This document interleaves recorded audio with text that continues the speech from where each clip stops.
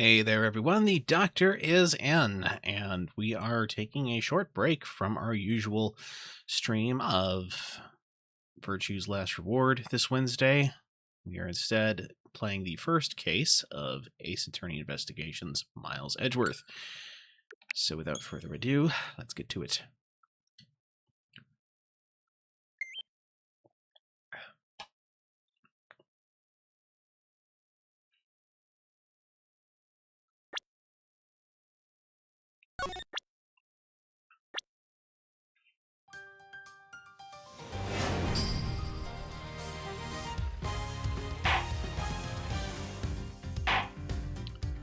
All right.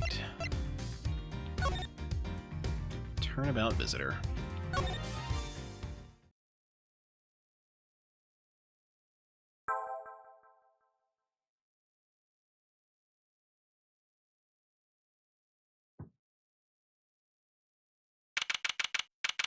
March 14th, 1:16 a.m.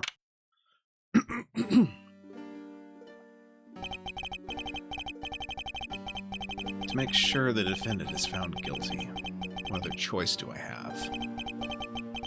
That's the job of a prosecutor, after all. That may be true, but why?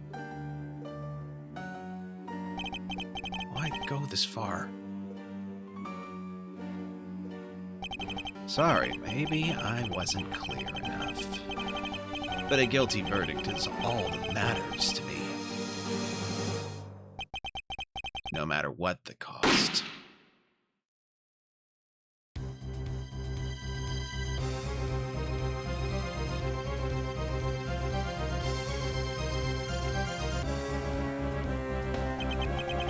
I'm a prodigy among prosecutors. Always have been, always will be.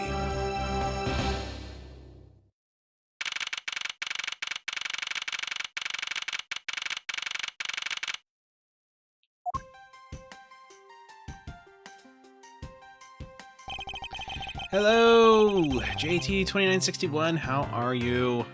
Welcome in. Thank you for joining. It's hard to believe that I've been away from my office for a whole month. Detective Gumshoe's been keeping an eye on my office and keeping it clean. You barely missed anything. Welcome in, Tired Pierogi.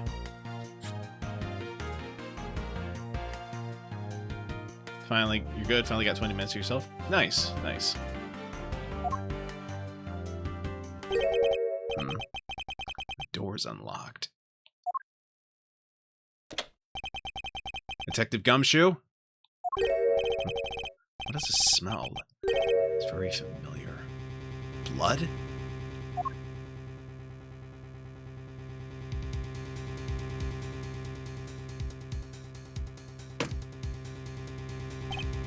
What the? What is the meaning of this? Freeze.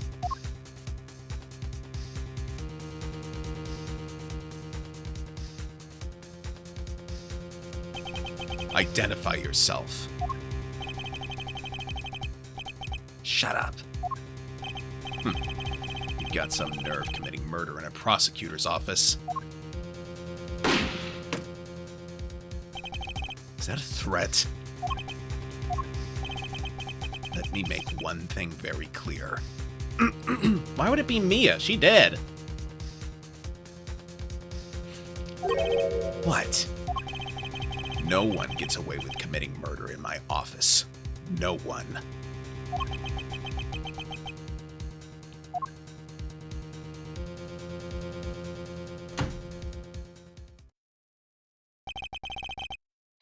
My name is Miles Edgeworth, and I work as a prosecutor in my local district.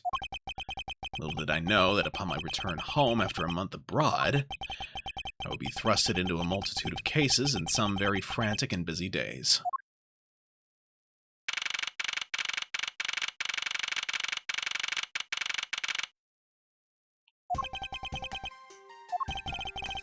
I finished photographing the victim's body, sir. Very well. Please continue your investigation. Yes, sir.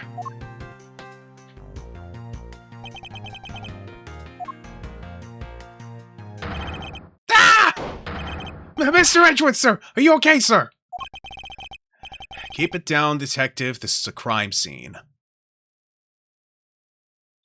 It's a cop from Persona 4. Why? When I heard that a murder had taken place in your office, I ran up here straight away. This is Dick Gumshoe. He's a detective with the local precinct. And the one they assigned to handle this murder case for the time being. You're looking at a little pale, sir. Are you hurt? No, I'm perfectly fine. However... Ah, look what they did to your office! It's totally trashed! I'll say. The culprit sullied my floor with dirt rather well. No one gets away with tracking mud into my office. Oh, sounds like you're getting really burned up over this whole thing. The crime was committed in my office, so it is my responsibility to solve it. Oh, it's just like you, Mr. Edgeworth. Okay, time to do some investigating. Agreed. Our first course of action is to gather relevant facts and leads. We must not overlook anything, no matter how small, if we were to find the truth. So I'll keep any leads or information we find etched in the forefront of my mind. Speaking of things that pique my curiosity, why of all places did the murder occur in my office? Is it really coincidence that the murder took place in my office? I get the nagging feeling that this is something important to keep in mind. Yeah, I was wondering that myself, sir. I mean, you can't really say it's just a coincidence, can you?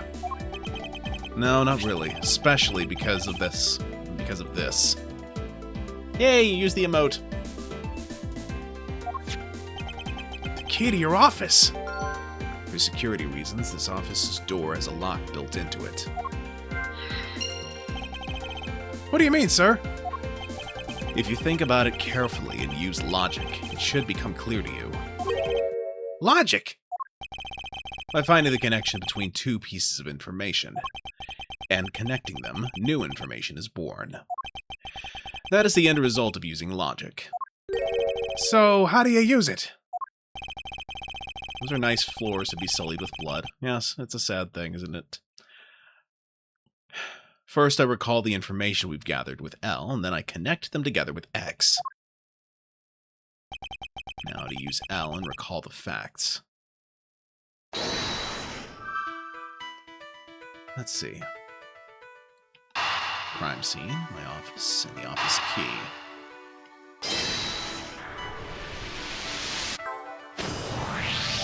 For security reasons, all prosecutors' doors are outfitted with locks, which means it would have been hard for the murderer and the victim to get in here. Ergo, it's impossible to dismiss the location of this crime as mere coincidence. Yes, that's exactly what I was thinking, sir. There must be a reason why someone infiltrated my room. What was the killer after? You're really on the ball today, Mr. Edgeworth. That's some beautiful logic, sir. Yes, well, when you follow leads to their conclusion, only the truth remains. However, if the information doesn't line up properly, I may stray far from the truth as well. But if I think carefully before piecing leads together, the logic should flow. Oh! Thank you for the resub.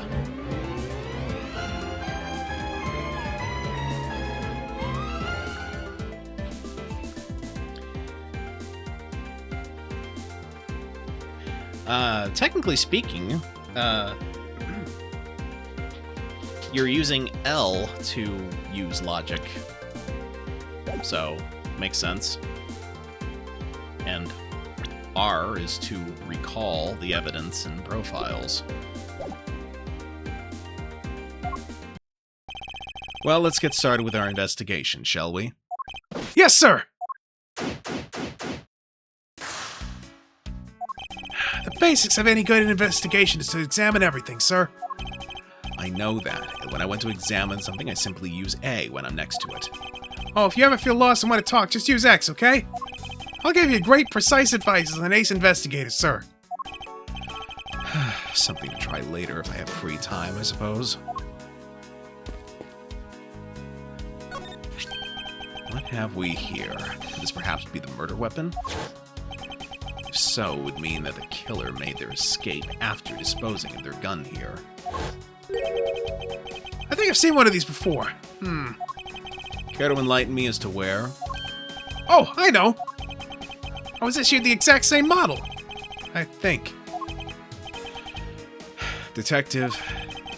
I don't really like guns all that much. I mean, they're really dangerous. Now that I think about it, you do see this model around the precinct a lot, sir. I don't use mine much, except for an emergency, so that's why I didn't recognize it. So it's the same type of revolver as the ones used by this precinct's detectives.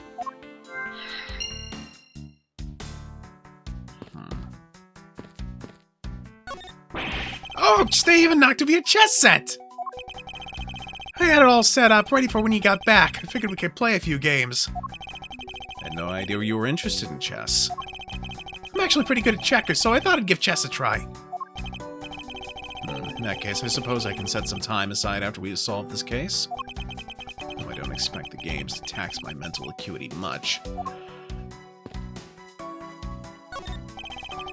I finished photographing the body, so it should be alright to examine this area. You love this Gumshoe. He's a dork. Yes, he is. He is.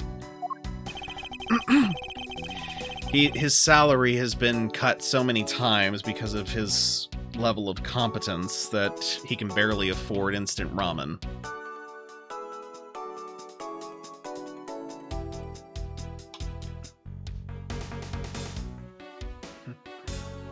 I won't rest until I've inspected every suspicious-looking nook and cranny. What do we have here? Hey, I think I've seen one of these before. It's a police badge, Detective. Oh, hey! I have the exact same thing, actually. What a coinkydink.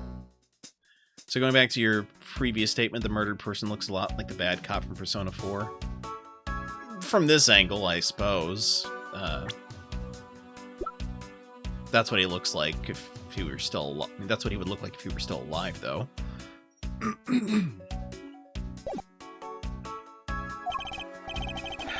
Let's take a look inside. Mr. Buddy Faith.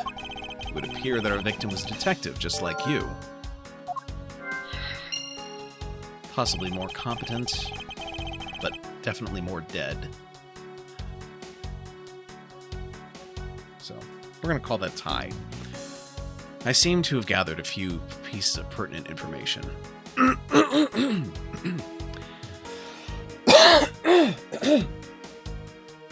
Sorry, I've got something like all of a sudden when I started streaming, stuff started going into my lungs. Go figure. All right, you know this is a locked room mystery, but you're calling it now the murderer is in cahoots with security if security holds the keys and locked up the room after the murder was committed. $5 says it's Gumshoe's alternate personality. Oh, goodness. Now to calmly use some logic and figure out if any of them are connected to each other. Let's see. So the revolver is used by precinct detectives. The victim was a detective, so he was probably killed with his own weapon.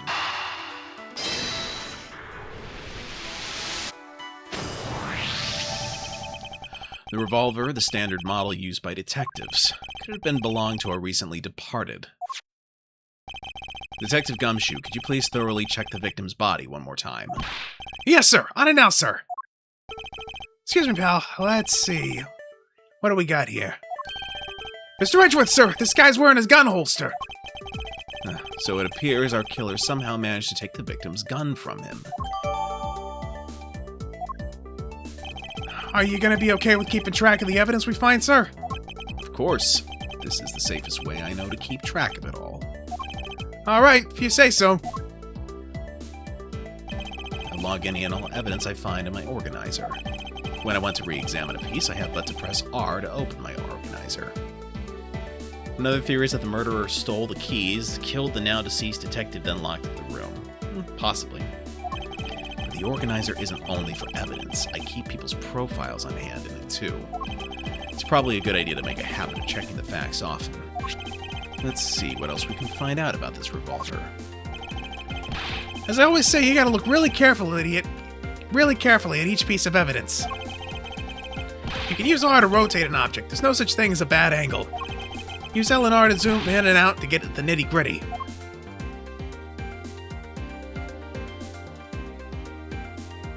Fancy engravings give you no tactical advantage whatsoever. Looks like only one round was fired from this. Oh, so the killer killed the Vic with just one shot after wresting the gun from him? Sounds like the guy knew how to handle a gun, huh, Mr. Edgeworth? Gumshoe doesn't have an alternate personality, though now that you think about it, he does have a thing for Maggie. Yes, he does. We have no proof for now, but that is a distinct possibility. There's also something else that bothers me about this. One shot was fired from the gun, and yet... Hope we can solve this case quickly. I'd like to return to relaxing on the sofa. That thing looks a billion times softer than my mattress at home. Can I sit on it too? Just for a little while, sir? Detective Gumshoe, you know I can't allow that. The Until this case is solved, neither of us has time to spare, let alone rest. You're right, sir. I'm gonna work hard and be a real trooper to the end. Once this case is over, I don't think you can afford to take any time off. So it couldn't be the same gun that was used to shoot the painting. Or it could be the same gun that was used to shoot the painting and the victim was killed by another weapon. Or he reloaded after firing the one bullet, which is not outside the realm of possibility. Well, it's a good thing my steel samurai doll was spared any harm. Speaking of which, I still haven't actually sat down and watched any of that show. What's it about again? Well, I don't know much about it myself, but the hero of the Steel Samurai, warrior of Neo-Old Tokyo, is the Steel Samurai, and his goal is to defeat the evil magistrate. It's a show geared towards kids. However, its high production values and riveting plot draws in a number of adults as well. Spin-offs like The Pink Princess, Warrior of Little Old Tokyo, and The Nickel Samurai, along with a deluge of merchandise and even a new stage show, gives it presence. You sure know a lot. Are you sure you're not some sort of rabid fanboy? Of course not. Anyone that keeps up with society knows at least this much. And that conversation lasted longer than expected. Let us return to the investigation.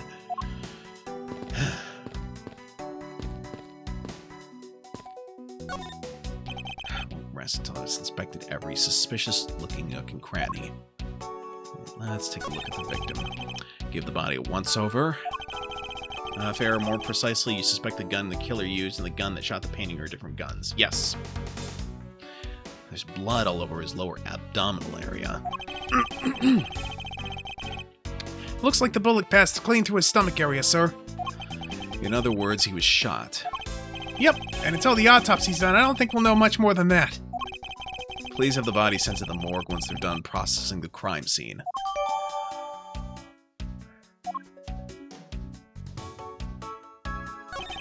Your files are all over the floor, sir. He probably fell during the struggle between the victim and his killer. Oh, and I tried so hard to keep this place spotless while you were away. I mean, this just rendered all the time and effort I put in pointless. I don't recall ever asking you to clean my room. Well, I watered the flowers every day just like you requested, sir. I just added cleaning to the list as a weekend special. For about half a day every Saturday, I'd come in and clean this place until it sparkled. Does he have a life? I guess this is about all we're going to find out. We should send the body out to Jim! Why? How could this have happened to a guy like you? Are you alright? Don't touch me! Leave me alone. Just let me be. Sorry, but I can't do that. The investigation is still ongoing, so please refrain from touching the body. The body? The body? Don't talk about him like he's just some lump of flesh. Look at him. Jim looks like he's just turned in for the night. Sure. Just in a blood-stained suit, pal. Where are my manners? Aren't you that prosecutor? Why, yes, I am. I'm Jacques Portsman, prosecutor. Jim here is my partner in crime busting. I'm Miles Edgeworth, and like you, I am also a prosecutor. Detective Dick Gumshoe, sir. So, you're Miles Edgeworth. I guess this is your office. Yes, that is correct. Then it was you! You're the one who killed Jim! Hey, don't go around jumping to conclusions, pal. Just calm down, okay? I will not. I know how things work around here. High prosecutor's office doors all have locks built into them, and only the owner of the office has the key to his or her own office door. You hate Jacques already.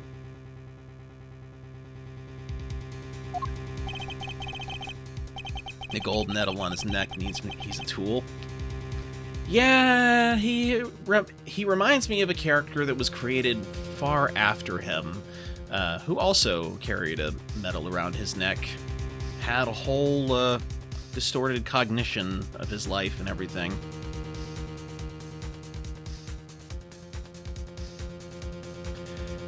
That is correct. However, I was not the one who killed your partner.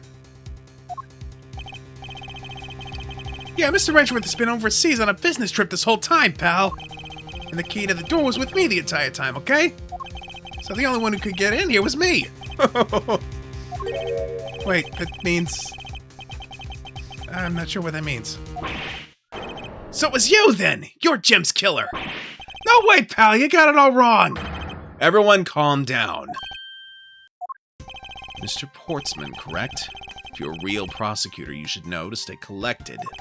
The investigation has only just begun. Isn't it too early to be drawing conclusions? Alright, I get the point. You're right, my mistake. I tend to get a little too hot-headed sometimes. You sure are one cool customer, though, Mr. Edgeworth. I've heard all the rumors about you. You're the great genius prosecutor. You're something of a legend, you know. Anyway, let's call a truce and work together, okay? Now, how about a handshake to seal the deal? A pleasure to work with you. You guys were conducting your investigation, right? Sorry for barging in like that. Carry on, then. It's your room, after all. Thank you, I intend to. I just want a little more time to say goodbye to Jim. You there. Sir!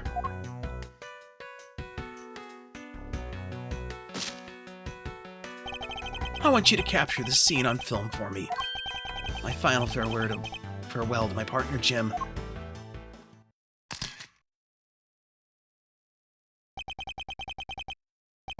I should probably give them some space.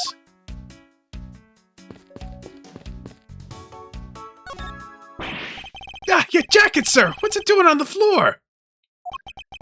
Must have fallen off the wall when the killer tried to threaten me by firing a round. So the killer not only shot the victim, but they shot your jacket as well? They dared to shoot the ultra-special jacket that you'd made your prosecutorial debut in. What if they had shot through it? It would have been a disaster. It's not worth getting worked up over, Detective. Not when there's something more here. Huh? Like what? I take it you haven't noticed it yet, Detective. There is a giant contradiction right here in front of us. Really? So if the victim was shot once, why are there 2 bloodstains on the bookshelf? Good question. Did I say contradiction? He must be rubbing off on me. I'm starting to sound like him. But I have my own methods, and I will conduct this investigation my way. When the scene before me contradicts a piece of evidence or seems off, that's when my deductive skills come into play. First, I have to find the spot that holds the contradiction. This is it. This bullet hole is where the contradiction lies. When I spot something that's off, I should point my cursor at it and press X with conviction. When I've found sufficient proof to prove the contradiction, I present it. This is how I do things. Eureka! This bullet hole is the contradiction. What do you mean, sir? It's elementary. 2 shots were fired in this room.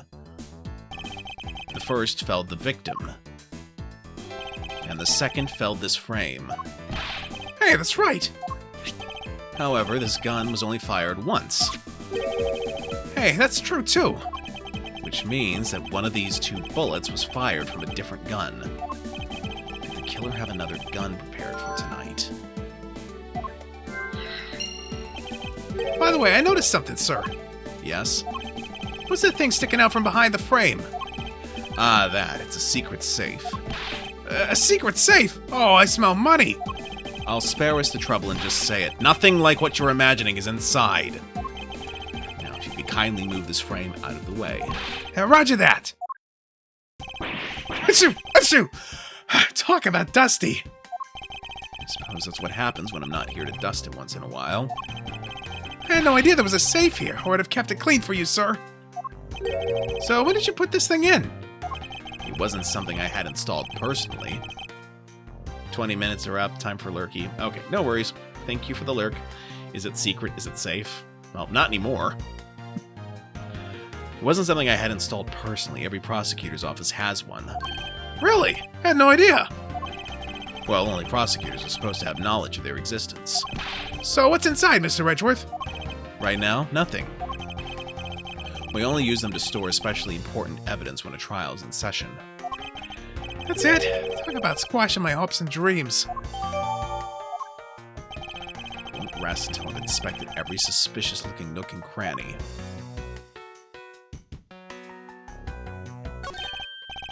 Now this is odd.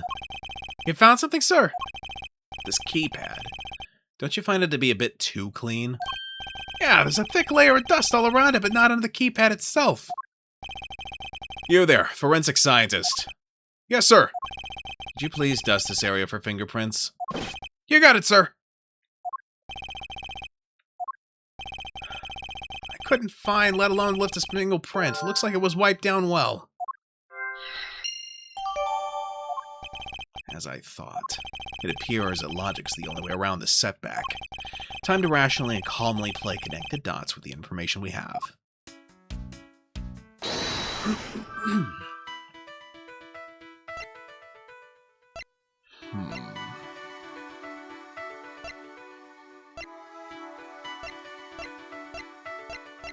Okay, so I think that the killer's goal is probably the safe.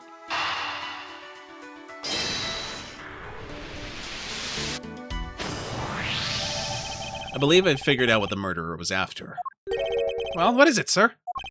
The fact that the safe was wiped clean of fingerprints suggests that the criminal had at least attempted to open my safe, making the culprit's motive for breaking and entering theft, I believe. I wonder if knowing that the motive behind the break-in was theft changes what the other pieces of information can tell me about this crime.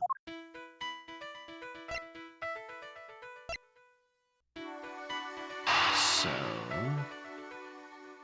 if there are signs of a struggle and the motive was theft, maybe that's why my files are a mess.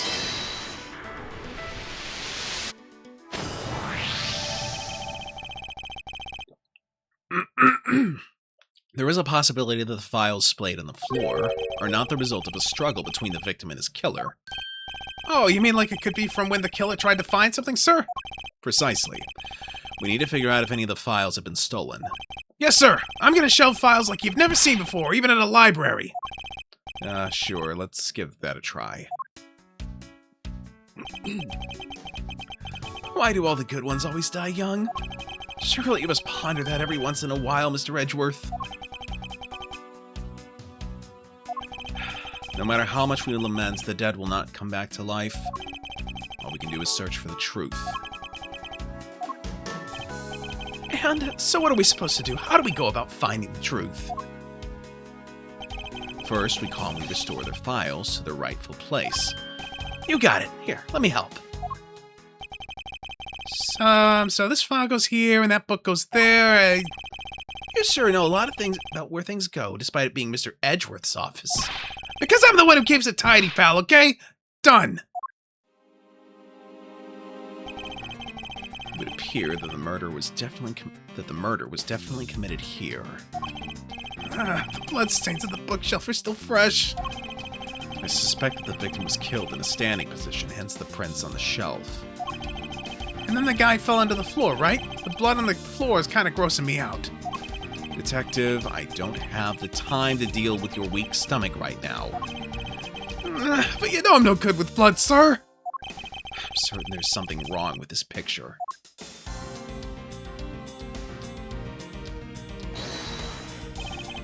Is this spot somehow connected to any of the evidence I hold? Eureka! There's clearly a contradiction here with this bullet hole. Well, what do you mean, sir? You don't see? Quite simply, the bullet hole itself is too low. If the victim was shot in the stomach, the hole should be much higher up. What if the guy was shot while he was sitting and is lying down, sir? That would be illogical. The victim leaned against the shelf here after being shot, which suggests that he was standing when he was shot. Then that means... Wait, what does that mean, sir? It means you need to use your brain every once in a while instead of mine, detective. In any case, it means someone made a faulty assumption, and it was from this mistake that our current contradiction was born. What is the faulty assumption that caused this problem with the bullet hole's position? I believe the order of the files is a bit off. You mean I put them back in the wrong order just now? Hey! Actually, I think the labels on the files are wrong, sir. Oh? Yeah, you see here how the files that were shot begin with the number 0? What are those doing all the way down there after 1, 2, and 3? That's really weird. Actually, the way they are organized now is the correct order. They're exactly as I see them in my mind's eye. But the numbers are all out of order. Those white binders are special, so they're arranged a little differently. But from this, we know that the files were not in this order when the crime occurred. Yeah, the bloodstains make sense that the victim was standing in front of the bookshelf, then grabbed the wound, then staggered against the bookshelf, thus grabbing the bookshelf behind them with bloody hands and collapsing to the ground, hence the handprint on the ground. Yes, that makes perfect sense. Ha, so that's it. I believe the killer made the same incorrect assumption as you just did, Detective. Let's rearrange the files in numerical order and see what we find out. You think it'd be okay to just prop the body back up to how it was before it was moved? They finished processing the crime scene, so I don't see why it wouldn't be. If you please, Detective Gumshoe. As I suspected, the bullet hole's now where it should logically be. The killer went through my files first before shooting Mr. Faith. And then put the files back in numerical order, I guess. Exactly, and then proceeded to shoot the victim. Why would someone kill a man and then look through your files one more time? Puzzling indeed. The files were thrown into disarray twice, once before and once after the crime. But why? Now the crime scene is as it was at the time of the murder. Time to give it another look. This! What is that? Why does it say Gumshoe on there in blood? I'd say that's some incredibly incriminating evidence. Yes, indicative of criminal activity indeed. No, wait, there's gotta be some mistake. Mr. Edgeworth, sir, help me. Say something, sir. It appears that one of my files was stolen. Is that all, sir? What about me and my situation? Is this what the killer was really after?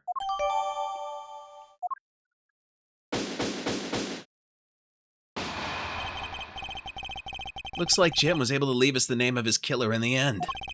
And this most important message managed to reach us. I'm telling you, it wasn't me! You can't be terribly pleased to hear that your beloved partner is the guilty party. If you're going to accuse Detective Gumshoe of being the culprit, I sincerely hope you have some proof to back it up. Jim's words, they're more than enough, wouldn't you say? If that's how you want to play it, then at least allow me to understand your reasoning. You got it. I don't like this one bit. There's something strange about this man's attitude. There must be some sort of flaw to his logic waiting for me to dig out. Mr. Edgeworth, what are you gonna do? What I always do in court. I'm going to cross-examine him. Oh, sprites are high quality and smooth? Yes! It's the Ace Attorney Investigations Collection. And welcome in, Spider Zed. How are you? One way or another, I'll expose the flaw in his logic with this technique. Ooh, how do you do that? Can you explain it to me, sir? Might as well. Alright, first I listen to the witness's testimony. If I find a flaw in the testimony, something that contradicts the evidence, I open my organizer with R and present the piece of contradictory evidence. To present something, I simply use X, but that's old news. But it's not like there's gonna be a flaw in the testimony every time, right? Correct, and at those times I need to press the witness with L. Sometimes by pressing I can draw out new information and new or modified testimony. I think I get it, sir. I'll be sure to try this technique out during investigations, too. Very well, I'll even show you how it's done. Now watch carefully. Doing good, about to eat chicken fried rice. Nice. Sounds tasty.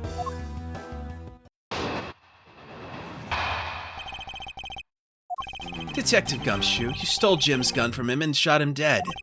Furthermore, you messed up the files to make it look like you had committed theft instead. That's when you moved Jim's body that was sitting in front of the bookshelf. But thanks to that, you didn't notice the bloody letters his body was hiding. And it will be by his final words that you will be brought to justice. You intend to argue that the victim's dying message points to his killer? I can hear Jim's voice and he's calling for his killer's arrest. Are you sure you're not mishearing his words, Mr. Portsman? There's no way Detective Gumshoe is the culprit here. I will find the flaw in this man's logic and expose it with credible evidence.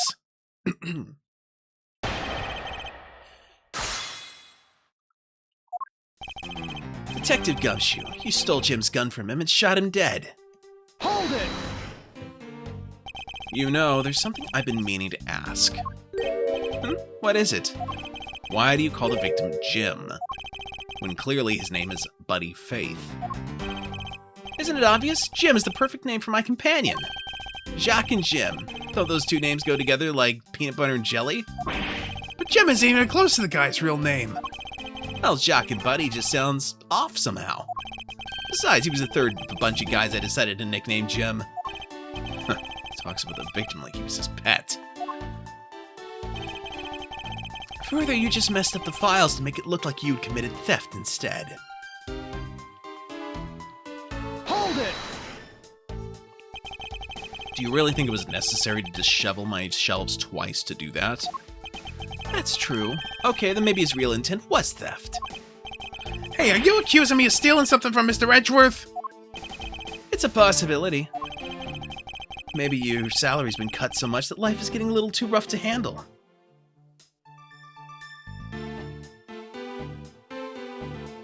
One moment here. Okay. I'll have you know that I eat 3 square meals every day, pal.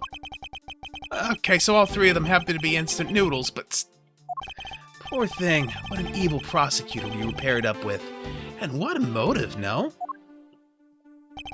That's when you moved Jim's body that was sitting in the front of the bookshelf. Hold it! And why would Detective Gumshoe do such a thing? Because the body was getting in his way. He had to mess up your bookshelf somehow, right? Anyway. But thanks to that, you didn't notice the bloody letters his body was hiding. Hold it!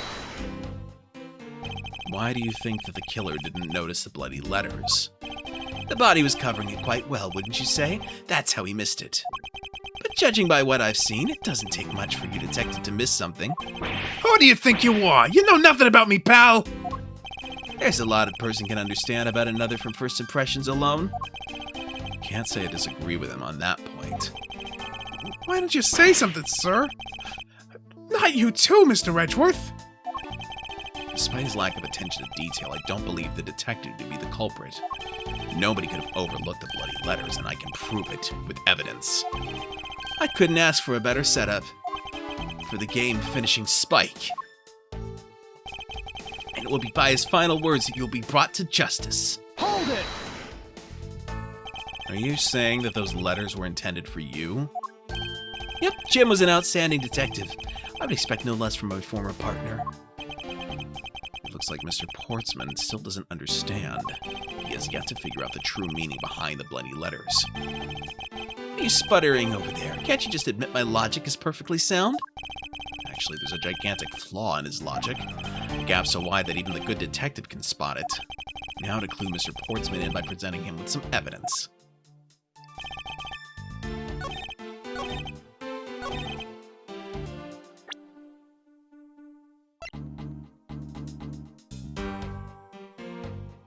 Yeah, very big flaw.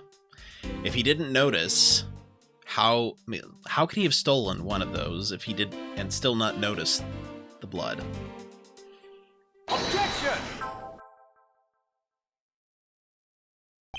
Perhaps you're not aware, Mr. Portsman, but there is a serious flaw in your logic. Bringing a bit of the courtroom into this, I see. No problem, I'm game. I can't help but find it odd. Excuse me? Odd that a fellow prosecutor would be brought down by the power of his own office. Well, what are you talking about? Oh, you're joking. I get it. If you have the time to laugh, then you have the time to take another closer look at this. Do you still not see? If not, may I direct your attention to the missing file? What? That's impossible! What's impossible, Mr. Portsman? Nothing. The files on that shelf are all about a certain case. When the killer went to take the file after murdering your partner, I highly doubt they could have missed the bloody letters written on the spines. Objection! It's possible that they could have taken the file before committing the murder. I think it's pretty obvious that the file was stolen after it was written on. The missing letters on the detective's name, where the file should be, is proof. Yeah, I mean, the S is gone and there's only half an H. If Detective Gumshoe really was the culprit of this case, I highly doubt that even he could overlook his own name written in blood on the files. Especially as a detective who can't stand the sight of blood! Duh. Which means... what exactly? What does that make this dying message? It makes the work of a criminal intent on tampering with a crime scene. That's so low! I can't believe the criminal tried to pin this whole thing on me, sir! I'm gonna get him, sir! You'll see! I'm gonna have them under arrest in no time! Well, Mr. Portsman... Brilliant! Absolutely splendid. Logic deserving of Olympic gold. I appreciate the praise, but it doesn't change the fact that your reasoning is flawed. You win some and lose some. That's how life goes. Glad everyone's so cheery, even though I feel more dead than alive. But you know, it really is a shame. I really didn't want to have to bring this up. However... What is it this time? Are you still after me, pal? Humor me for a second. Who has the key to this office? That would be me. But Mr. Edgeworth just proved that I'm innocent, pal.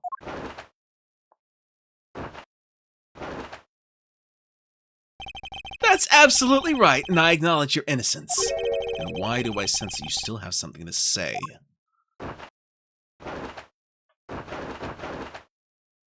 Well, I was thinking, did you know there is one other person with a key to this office? One other person. Hey, you there. Yes, sir. What is it, sir? Would you kindly fetch and escort that lovely young lady here for me? Lady? That girl's a member of this building's security. Think of her as a material witness. Security? Did you say security? No, stop it, pal! Don't! What's wrong with him all of a sudden? I believe she needs no introduction. I have called upon Miss Maggie Bird, a member of the security. Detective Gumshoe, sir. Maggie! Miss Bird is the security guard on watch tonight. I see. And your point is? My point is that she could very well have used it. And by it, I mean the master key, which can open all the office doors in this building. What? If you're not the guilty party, Detective Gumshoe, then the only other person with access to this room is Miss Bird. How dare you! I would never sneak into someone's room. That's right. I refuse to believe that Maggie's the culprit, pal. It was me. That's right. I did it. Can we take that as a confession, Detective? Well, it wasn't really me, but it definitely wasn't Maggie, pal. So yeah, it was me. If it was, you'd have no problems with that, right? Please refrain from flying off the handle, Detective. There's no needs for such theatrics. Listen to your boss, Detective. He understands what I'm saying here. That girl is the only one who could have committed the crime. And for one simple reason.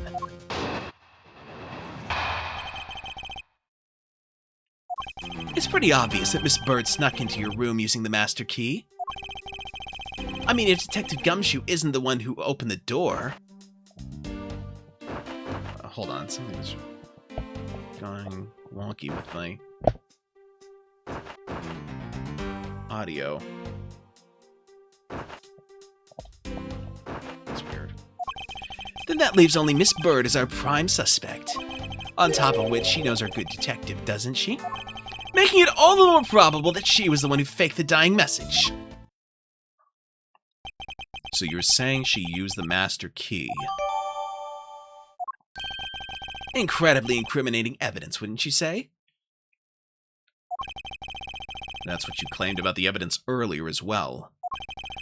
That was then, this is now. The flow of a good match always changes during a rally. It's all about your reflexes and reaction time, especially for an athlete like me. I wonder if there was anyone else other than Miss Bird who could have used the master key. It seems that the only way to get Mr. Portsman to give me more details is to press him.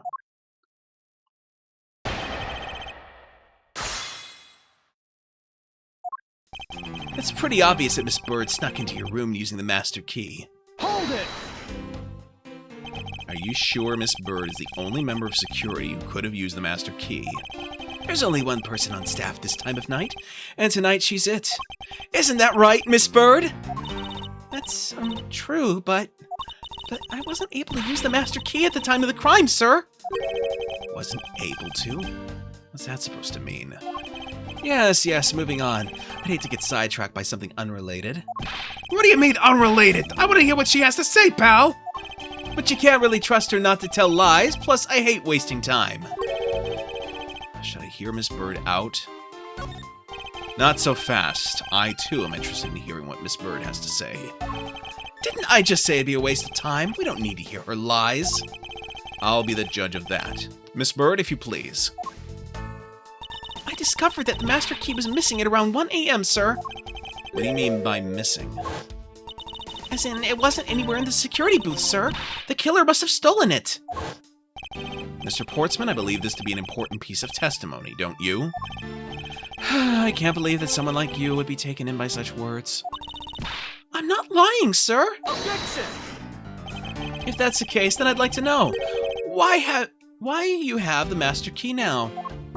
I don't quite know. It just reappeared all of a sudden, sir.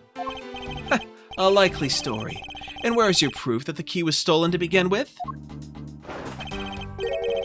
I bet you just forgot where you put it and then found it again. I never lose things. I can practically guarantee that. With me, if something disappears, it's usually because someone stole it. Yeah, pal, trust me. You don't want to test just how bad her luck is. Unfortunately, I can't deem this piece of testimony as conclusive. Glad you agree, Mr. Edgeworth. But, you still haven't established Maggie's motive for breaking into Mr. Edgeworth's office. Her motive? Didn't we already establish that it was theft? I mean, the culprit clearly went through the bookshelves and at least tried the safe. It is as Mr. Portsman says, Detective. You can't ignore the fact that all the evidence points towards a motive of theft. But I'm done taking blows. It's time to counterattack with a few facts of my own. Her intent from the messed up shelves of the wife down safe? I'd say thievery.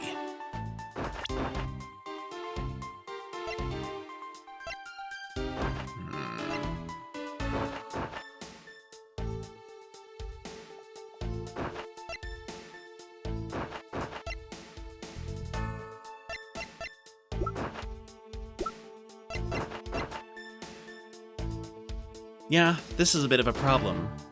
Only the prosecutors know about the safe. Maggie, however, is not one. Objection!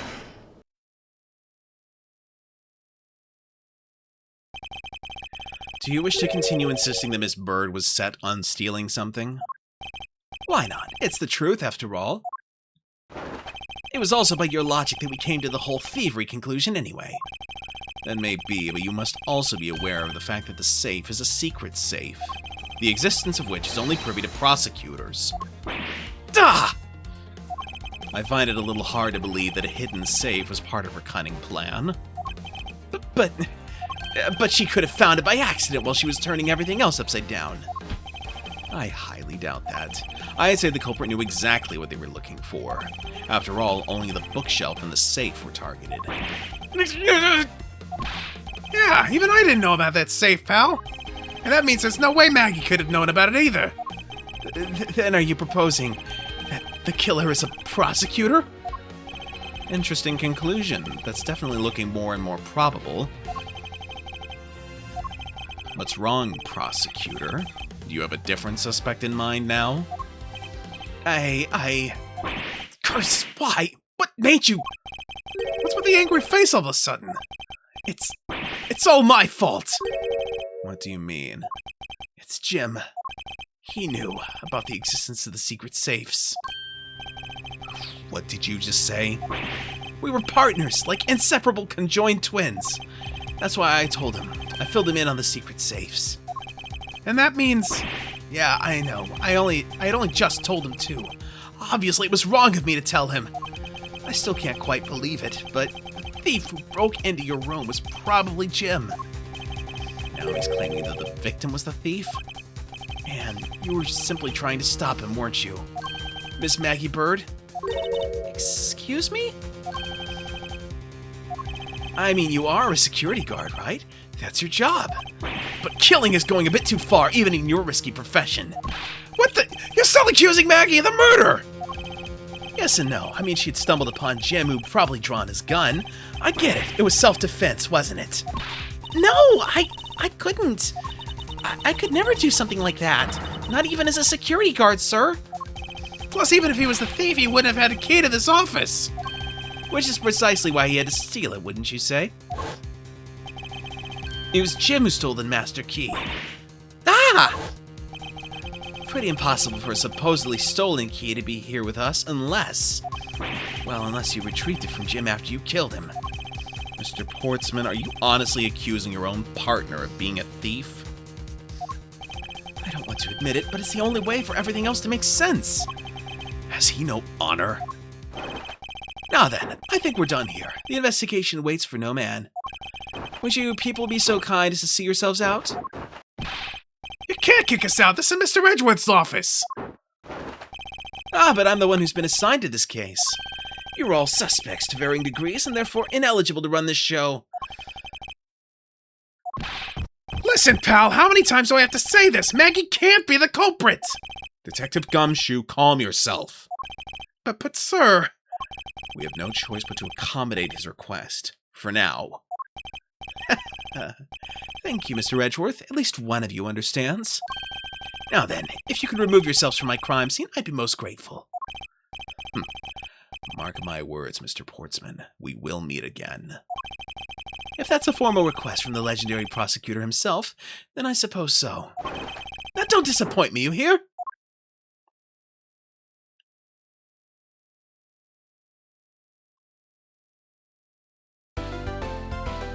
Okay. I think that's probably about a halfway point, but we're going to save anyway.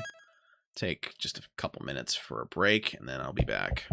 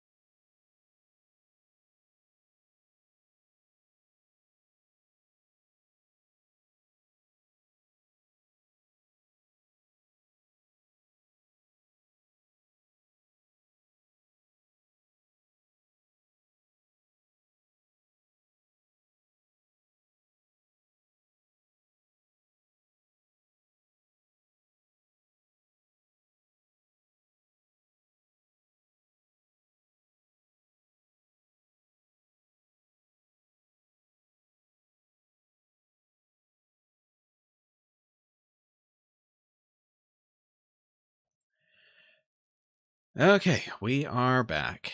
And let's continue.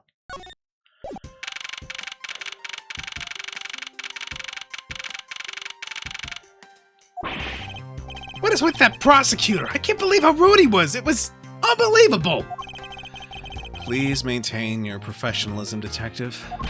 I'm gonna find some real solid evidence proving Madagie's innocence. You'll see, sir. But we've been kicked out of the crime scene, sir. True. So then what now? Looks like my life has fallen into yet another gigantic ditch. Do not despair, Miss Bird. We can overcome this as well. There are many other places and things we should be looking into anyway. Huh? Really, sir? For example, this hallway. The linchpin of his argument against Miss Bird is related to the master key. In that case, this hallway is the perfect place to look for more information regarding the mystery surrounding my door.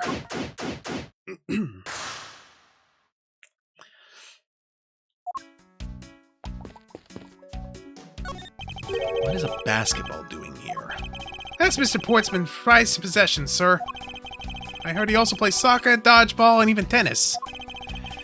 And not a single one of those sports is suitable to be played in a hallway. What is a basketball hoop doing here? Hey, didn't this used to be just outside next to the building long ago? So when and why was it moved indoors? I don't remember exactly, but I saw one of the officers drag it up here recently. Drag it! I heard that it wouldn't fit in the elevator, so the poor guy had to bring it himself. All the way up to the 12th floor? Is everything all right? Yes, sir. If you must know, I weighed myself this morning and finally at 154 pounds. Congratulations, but I was asking about this hallway and this room. Oh, everything's okay, sir. A word of advice, stay focused or you may start to lose even more weight. It looks like you're in quite the pinch, Mr. Edgeworth. To be sure, a murder within the walls of the prosecutor's office is no trifling matter. We must find, apprehend, and punish the killer accordingly post-haste. Sounds like a messy case you've got on your hands. If you ever feel lost or need some advice, my door is always open. How gracious, I will keep your offer in mind. Who is this guy again?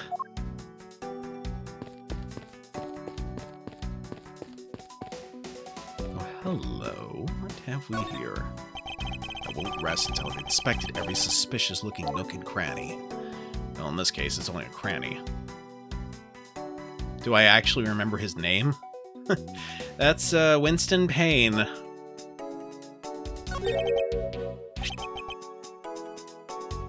A pun off winced in pain.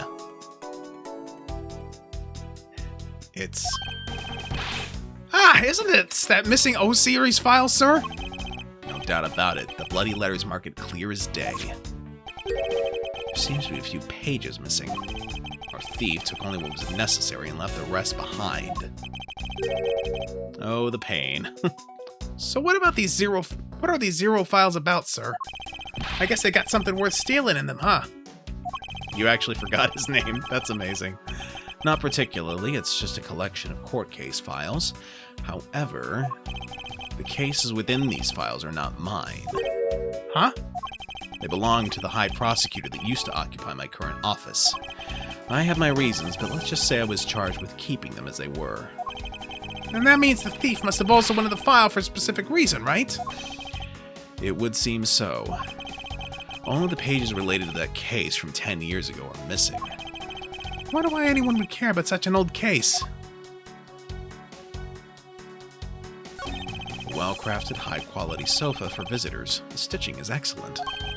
Talk about a luxury waiting area. These babies are also great for napping, you know. You would sleep even out here. You would sleep even out here, Detective? In a hallway? Whenever I do, I always wind up dreaming about giving up... Ah, words. Whenever I do, I always wind up dreaming about giving testimony up on the stand. It always ends the same way, me getting trounced by a lawyer. Isn't that awful? Maybe I should give it a try sometime, to envision myself winning naturally.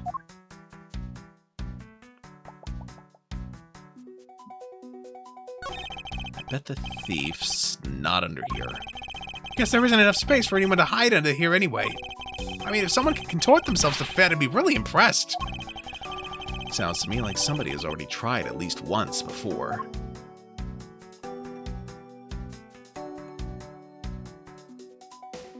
Don't rest until you've investigated every suspicious-looking nook and cranny, and yet...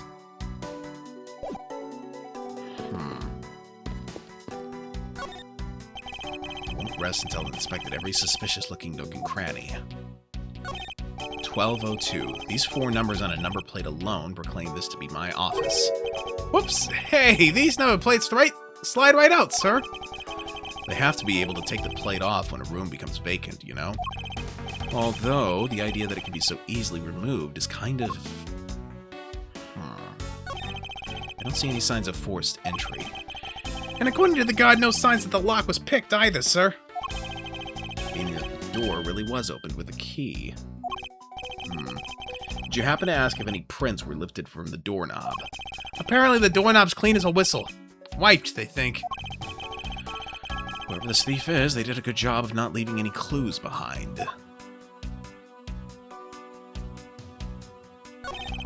Nothing of interest here. Minimalist, yet classy door made of top-quality wood. It's certainly made, making it near impossible to break it in by force. It's almost majestic, sir. I wish I could be as stately as this door. Only Gumshoe would praise a door as something greater than himself. Being a detective has its own rewards and a certain virtuous value, I think. If you live up to your full potential, that's a poignant trait that anyone can admire. I see. So you're saying, sir, that me being me is the best thing I can do for everyone? Right. That long pause wasn't exactly reassuring, sir.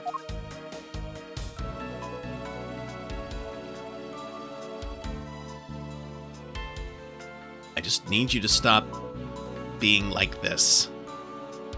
You just gestured at all of me, sir. Yes, exactly. Stop being all of you. This office. 1203, 1203. Hey, Maggie, whose room is this again? It's Mr. Portsman's, sir. So he's my new neighbor, I see. I suppose he moved in while I was away overseas.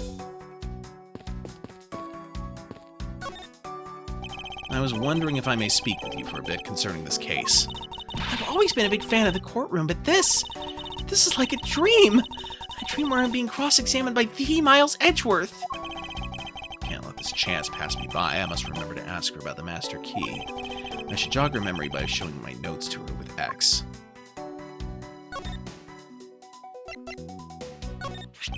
So when did you discover that the master key was missing? By the time I realized it, I think it was around 1 a.m., sir. And I noticed it was back around 2:30 a.m. It was just sitting there on the ledge where the security room's reception window is. But I'm sure that between those 2 times it was not just gone, but stolen, sir. Why is such an important key stored in such an insecure place? It's not like that, sir. We always keep the key further inside the room, away from the window. Always, you say? Except for this time, correct? Well, I admit that was a bit careless, but I had my reasons. I left it out because I was sort of using it at the time. It was after I'd used it that I left it sitting out on the ledge. She used the master key?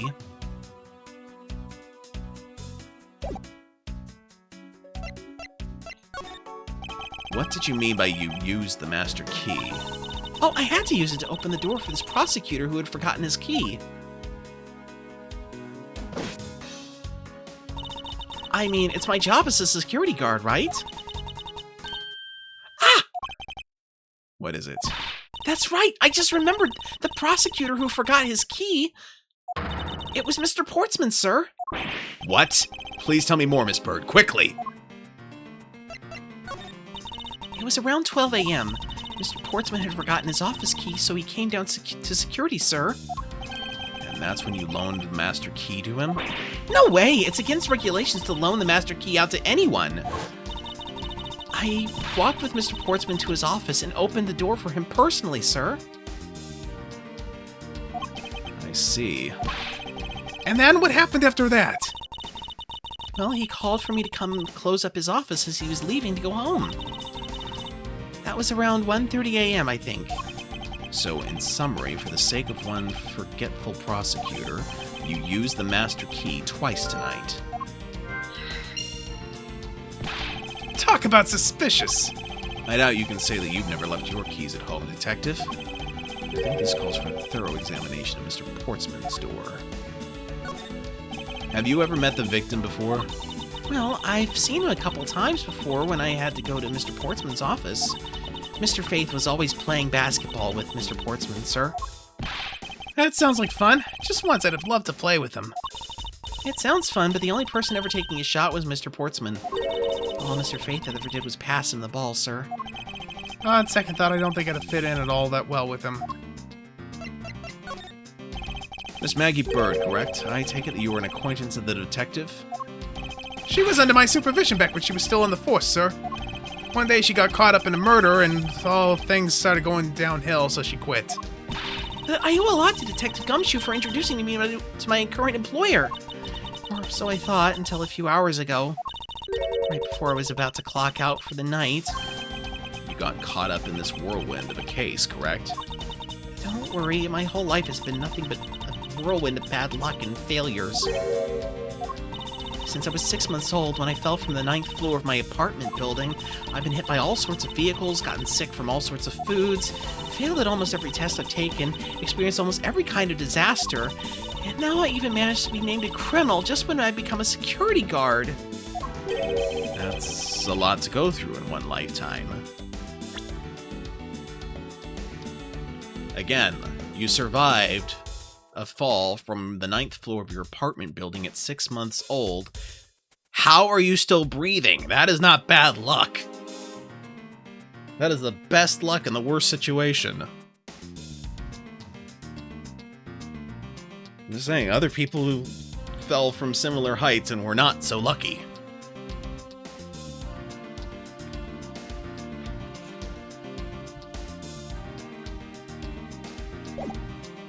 I know! And just when I thought I'd finally found my happiness, I wind up getting you and Detective Gumshoe involved in my bad luck. You don't need to worry about me, Miss Bird, nor do you need to worry about yourself. I will solve this case and prove your innocence. All I ask in return is for your cooperation. Yes, sir, Mr. Edgeworth. You can count on me. I'll do all I can to help.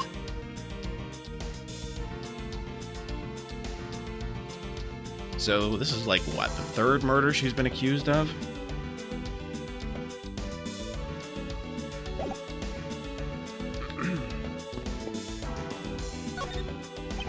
Won't rest until I inspected every suspicious-looking nook and cranny.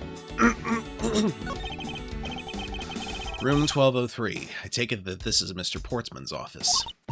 Yeah, you can't mistake it because of that basketball hoop, sir. Oh, that reminds me, Mr. Portsman had actually wanted room 1202 really badly. But since you were already occupying it, Mr. Edgeworth, we put him next door, sir. So why was Mr. Portsman so particular about getting room 1202? I'm not sure, but I bet it's because of something like his birthday is December 2nd. Yep, that's gotta be it. I can't think of another reason why. I can think of at least 3. Why am I wasting time thinking about this? The door is locked tight. Bet the old credit card trick wouldn't work here, huh, Mr. Edgeworth? This is the office of a high prosecutor, Detective. These doors would be pretty ineffective if the average cat burglar could get through them. Aha! So I guess only a great cat burglar could get in. That must be who our culprit is. Might I advise you to return that conclusion to whatever pawn shop you bought it from? A minimalist yet classy door made of top quality wood. I already did this. Even Mr. Portsman seems dignified just because he works behind one of these. Nonsense. A man doesn't become more or less dignified because of where he works. Well, he still seems more dignified than Mr. Payne. Mr. Payne? I suppose custodial work can also be dignified. Cat burglar or bat burglar?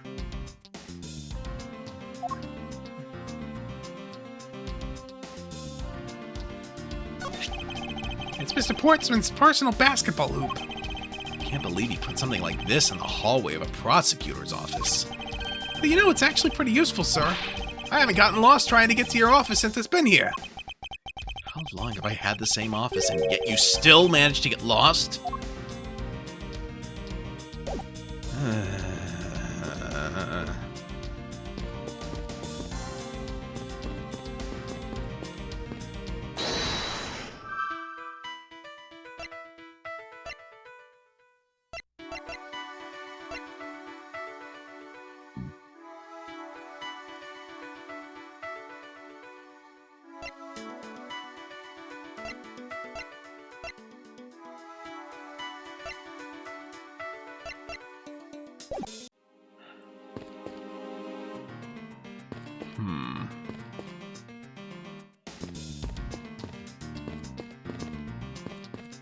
Got everything I'm going to get out of that.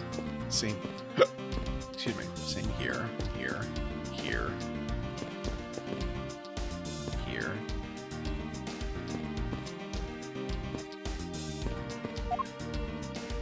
Yes, sir. Anything of interest? Detective Gumshoe, you look rather intrigued by something. Care to share? Ah, it's nothing, but I noticed that Mr. Portsman calls his partner Jim. And the detective in that Sunday night drama, All My Cops, is named Jim, too. I bet one of them is a big fan of that show. You seem to know a little something about it yourself. I take it you watch it, too? Of course! The tight bond of friendship between prosecutor and detective is great, sir. But it's nothing compared to the super strong friendship we have. Oh. Friendship, detective? I think you're mistaking it with pity.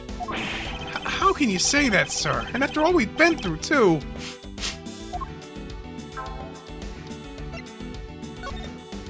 I assume you understand how to conduct investigations, Detective Gumshoe. Of course, sir. Examine anything and everything with A. By checking various things out, we can gather all sorts of evidence and information. You can see the evidence we've collected with R. For information, For information and leads, it's L. That's it! Great job, sir! Deductive reasonable is the way to go. It's called deductive reasoning, Detective. Clearly something you lack. How about Miss Bird? No way she's the killer. Please, don't tell me you buy into that accusation, sir. Rest assured, I think she's innocent. However, I need to ask her a few things regarding her security guard position. Well, if you're only asking, that's okay. Just stand next to her and then press A. Then you two can talk about whatever topic you pick. Whenever you want to ask her about evidence, all you have to do is present it to her with X. After you choose what to show, press X again and off you two go. I recommend showing different people different things. You'd be surprised by what they say. Thank you for the explanation, though I don't recall asking for one. Ah, just so you know, sir, you can show me evidence in the same way, too. I do believe it's time to get down to business and ask some questions of Miss Bird. Ignore it again. I was wondering about the investigation. Oh, I've been waiting for this. Let's let a real seasoned pro teach you how it's done. A real seasoned pro? Of instant noodle cuisine, perhaps. You know that you can always check out the really important spots in more detail, right? Yes. And if the area's too big, you can always use R to take a look around. Oh, but don't worry, sir. The R command will only show up when you need it. I knew that as well. And when you think there's a contradiction or something unusual, try deduction. First, you line up your cursor with the suspicious-looking area, then press X and choose your poison. I mean evidence. When you've settled on a piece, you gotta present it with X again. Pretty sure I already knew that as well, Detective. Well, if you can remember all that, then welcome to the world of pros. IW, Ace Investigator. Class dismissed. All I wanted was an update about the investigation. Let's get down to business to defeat the Huns. Indeed. Oh, wrong button. Alright, so let's try talking to you again, because it seems like they're set on... Okay. Okay, so the body was found...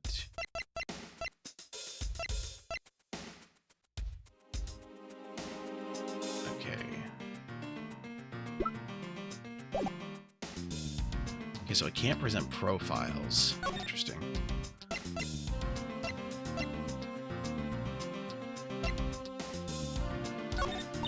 I'm just a lowly security guard, so I'm not sure what I should do with that other than to guard it. It's like talking to another gumshoe. You should get married already. So when did you discover that the master key was missing? Oh. Yeah, we already went over this.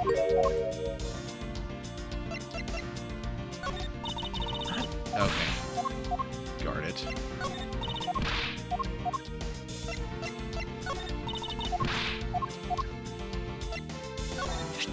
That's a prosecutor's badge, isn't it? It proves that you're really a prosecutor.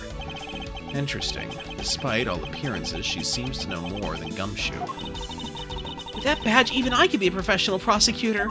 Sir, may I please try that on? Just for a little bit? I don't think that would be a very good idea. Do you? I guess not. On second thought, they're actually on the same level.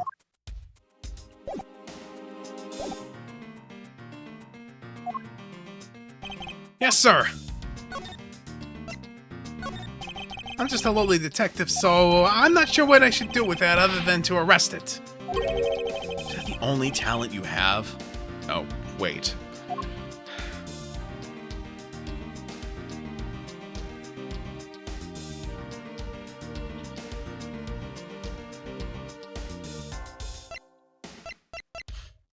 Okay, let's see here.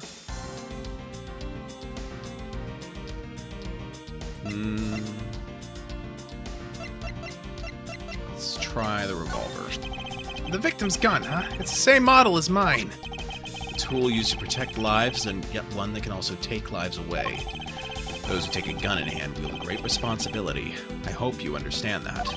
I don't really use my gun at all, sir. The only time I would use this baby is when I'm fighting a hot duel with a convict to look ultra cool.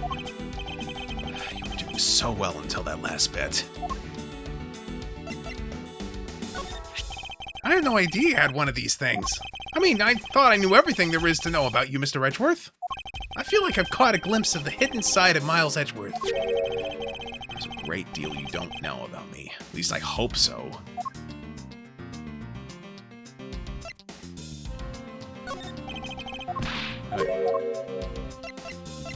Alright.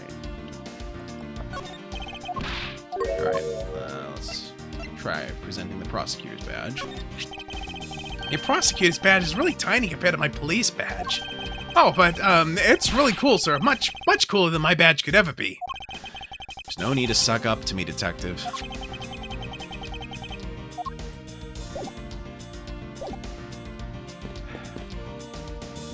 Alright.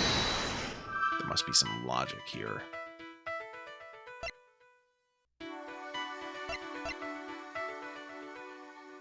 So, if the files are in disarray, and the key was used to unlock Portsman's office between 12 a.m. and 1:30 a.m., I have a theory.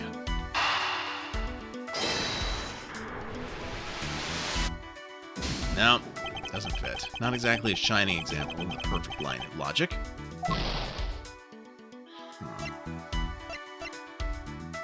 Okay, so if the master key was stolen from 1 a.m. to 2:30 a.m., and the key was used to unlock and lock Portsman's office between 12 a.m. and 2:30, that's got to be relevant to each other somehow. There we go. Miss Bird, I'm afraid there's a flaw in your story. What? No, wait, pal. I mean, sir. You said that you locked up Mr. Portsman's office at around 1:30 a.m., correct? However, the master key had already been stolen at that time. Wow, nothing gets by you, Mr. Edgeworth. You saw that contradiction like a pro. I had totally forgotten all about that, but thanks to you, I remember it now.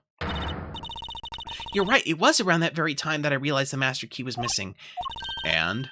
Well, I'm a security guard, sir. I couldn't just admit to losing the master key, could I? So I pretended to lock up his room, sir. You pretended? Yeah, I used my house key and made it look like I was locking up, sir. So in actuality, you never did relock the door then?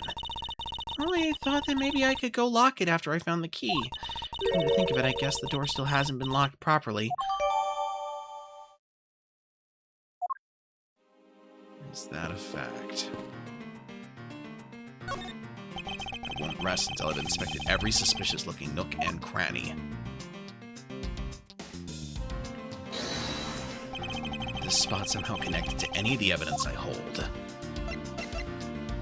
Eureka! There's a contradiction here between reality and the evidence. If what Miss Bird has said is true, then why is this door locked tight? Huh? You know, you're right. Miss Bird, are you sure you didn't relock this door? I'm certain of it, sir. And I don't think Mr. Portsman noticed it himself that I hadn't. Which means what, sir? It either means that he actually does have the key to his office, or that the door Miss Bird opened wasn't this one at all, but a completely different one. She opened a different door? But how can you prove that? There's an easy way to find out.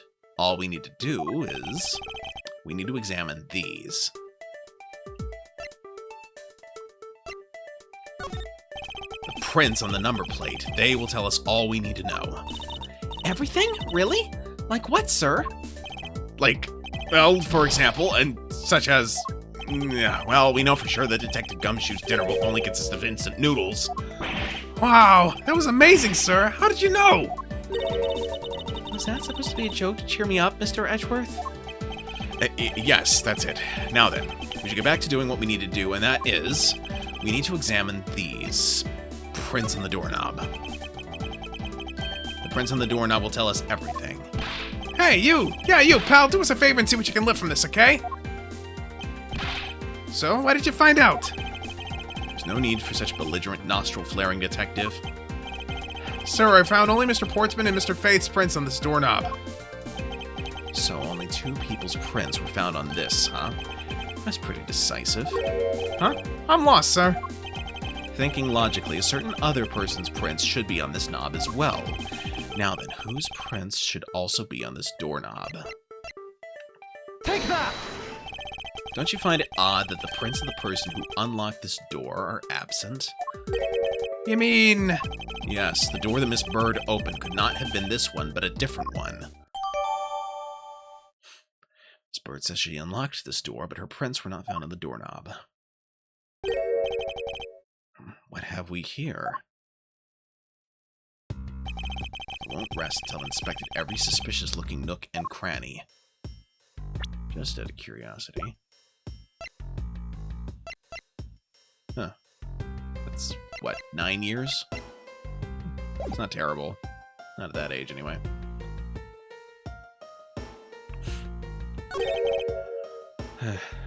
What's this? Looks like a scrap of paper. I'll get it, sir. Let's see. There's something written on it. Looks like a note from the victim. Yeah, and it's from Mr. Portsman. So what did that say again? Brought the three pieces of evidence by, just like we talked about on the phone, but it looks like you're out. Guess I'll catch up to you later, buddy. What's this? What are you looking at, sir? Oh, hey, how about a game? It's okay, detective. I just found the position of this hoop to be a little off. Hey, you're right, sir. I guess it shifted when someone made a seriously sweet slam dunk. The positioning of this hoop is definitely unnatural. Better take note of this.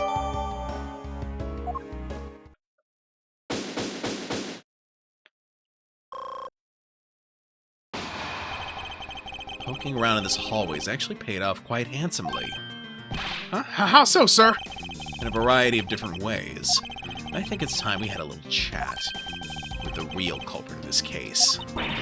You know who the killer is? Wow, Mr. Edgeworth. As long as my logic is sound, then yes. The mastermind behind this murder is none other than Mr. Portsman. What? Mr. Portsman? I knew it! That's exactly what my logic senses were telling me, too! I suspected it was him from the instant he accused Maggie of being the killer, sir. That is anything but logical. Lady and gentlemen, prepare yourselves.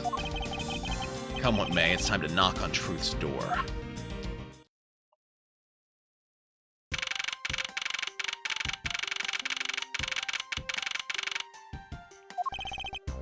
Mr. Portsman, I finished processing the bloody letter, sir. All right, let me take a gander at it. Pass it here. Okay, looking good. You there. Take good care of this. Whoa! Well, if it isn't Detective Gumshoe. End of the line for you, Portsman. We got you now. Call off your dog, Mr. Edgeworth. Is this some kind of joke? It's no joke. We know, Mr. Jacques Sportsman, that you were the guilty party in this case. You must be pretty upset getting chased out of your own room. I'd be mad too. So I guess you can stay, if you promise to stay out of our way. You intend to hide your crime under the guise of a prosecutor doing his job? I can see right through the unsightly paper-thin mask you wear upon your cowl. Who would have ever thought it would come to this? Actually, come to think of it, your mentor was Manfred von Karma, right? The legendary prosecutor who never lost a single case for 40 long years. There was always this incessant chatter about forged evidence with that guy. Really teaches me that I've got to stay on the lookout for false accusations, you know? Are you done trying to play mind games with me? Because they won't work. The only thing you should be using that mouth of yours for now is explaining yourself. Although that too will only dig your hole deeper. Either way, your game is up.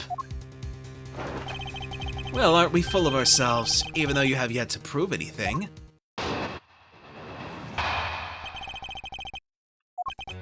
I have no idea what sort of harebrained idea you have in mind, but there's a mountain of evidence that points away from me being the culprit. Besides, how may I ask, do you propose I unlocked your door and got in here? Look, I feel bad doing this to you, but I've got work to do, so we're done here. Sorry, but we're not finished yet.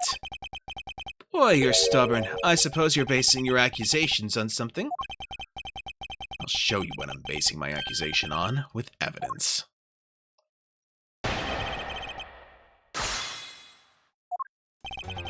have no idea what sort of harebrained idea you have in mind, but there's a mountain of evidence that points away from me being the culprit. Besides, how may I ask you propose I unlocked your door and got in here? That's a really stupid question to ask me, sir. Because Objection! it would behoove you to take a good look at this.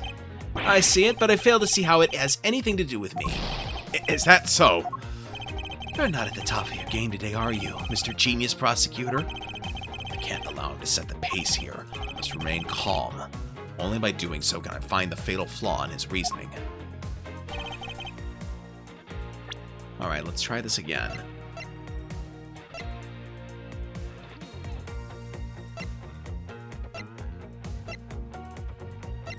So I'm going to say the master key then. Objection! Okay. I believe you were able to open my office door with the master key, no less. Objection! Wait. Hold on for a sec. I never laid a finger on that key, as you already know. Precisely. You were able to open my door without lifting a single finger. Well, maybe you did, but only to direct. That's right. You used your finger to direct this person to open my door with the key. Take that! You would ask Miss Bird to open your own office door for you, yes? Yeah, I kind of forgot my key at home. Happens a bit too often for my taste, you know? But the room you had Miss Bird open at that time was not your own, was it? But what? You have quite the imagination. Why don't we ask the girl herself whose door she opened, shall we? I'm certain that it was Mr. Portsman's door, sir. I checked the number plate to make sure I was opening the right door, sir. See, Miss Bird backs up my story. And what if you had misled her to fool her into thinking what you wanted? Ha! And how do you suppose I did that? By switching the number plates on our doors, for example. That's right, they do slide out pretty easily. Furthermore, you then used one other thing to give a very strong impression that the door she was opening was yours and not, in fact, mine. What was it that Mr. Portsman used to make Miss Bird think that it was his room? Take that! What? The basketball hoop, sir? It's quite the peculiar fixture in any hallway, let alone a hallway in this building, which is why it left an unusually strong impression on you. It's an object perfectly suited to sit just outside the office of a peculiar prosecutor. Ah! That's very true, sir. Because there was a basketball hoop sitting there, I thought the door I was opening had to be Mr. Portsman's. There are signs that the hoop has been moved. To sit it in front of my office, to be sure. I see. So that's how you throw suspicion on people. Thanks for the tip. But I think your conjecture's a little off the racetrack. Now you're just spouting nonsense. I had the girl open my office door. After that, I was in my room the entire time. You don't have a single reason to suspect me. So he intends to claim his innocence to the end, does he? I'm as pure and innocent as my jacket. And Miss Bird is as dirty and guilty as the jacket she wears. My jacket's not dirty, I'll have you know. I just washed it yesterday. Please calm down, for I intend to show who is the one truly covered in slime here.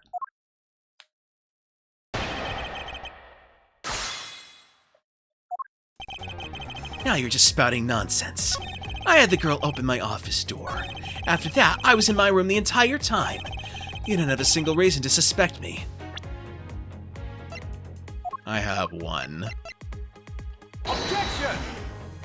I must object to your line of logic. And which part do you have an objection to? Yes, well... Stay cool, Mr. Edgeworth. You're no good when you're all flustered. The detective's right, for a change. How did it come to this? Calm down, Miles. Listen carefully and think everything through a bit more rationally. Alright. You had the girl open your office door. So that's the contradiction. Objection! I had your door dusted for prints. My door? Ha, what for? Come on, I bet you didn't find anything. You sure are good at wasting time. You're right, I didn't find anything. And definitely not Miss Bird's fingerprints. Her prints? What do they have to do with anything? Let's put it this way. If she really was the one who opened your door, then her prints should naturally be on the doorknob she touched. Ah! Further, all of the prints on my office door's knob have been wiped clean off. I can only assume it's because Miss Bird's fingerprints were on it. Objection! But it doesn't change the fact that I was in my room the entire time. Is that really a fact, or is it fiction? Hey, would I lie to you? I have here proof that you were not in your room the entire time as you claim. Take that! This is a note that the victim left for you, Mr. Portsman. A note? It was left under your door, or did you not notice? And right here it says, "But you're out." You were not in your room when the victim came to call on you. So then, where were you and what were you doing? Ah! Don't you think it's time you gave up your charade? We know it's you who stole it. We know you stole into my office with the intent of stealing something from me, and Detective Faith found you out. Possibly because he heard sounds coming from a room whose occupant was on leave. Mr. Portsman, you killed Mr. Faith to silence him. And I had the misfortune to return when I did. You had to threaten me as you escaped. As I said when you had the gun to my back, no one gets away with committing murder in my office. I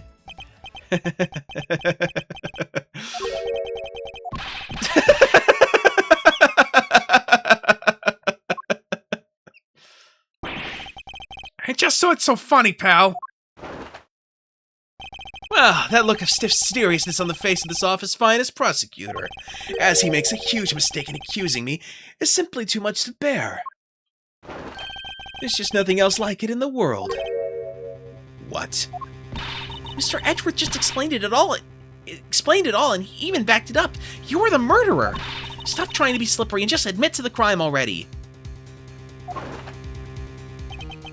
And as I said earlier, it's all so circumstantial, so full of conjecture. You say you checked my doorknob for prints? Well, I can readily confess that I'd wipe that knob down as well. I'm a little obsessive-compulsive, you see. I didn't want to touch a doorknob that you had touched. which is why I wiped the knob down as soon as I could after you opened the door.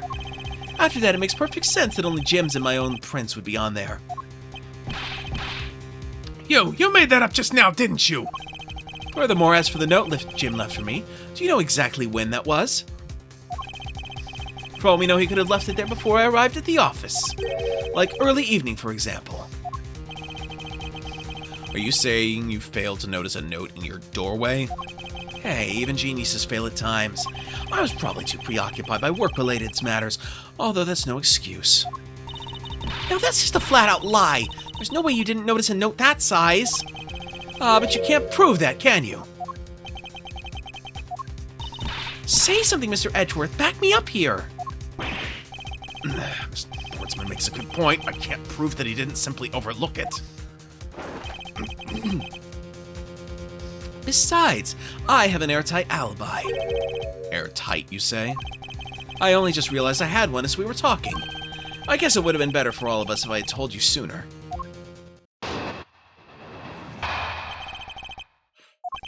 If memory serves, you came back to this office at around 2 a.m., correct? And it was then that you had that unfortunate confrontation at gunpoint with the culprit. But exactly at that time, I was down in criminal affairs. Ask around, I'm sure the other detectives will corroborate my story. It's the perfect alibi.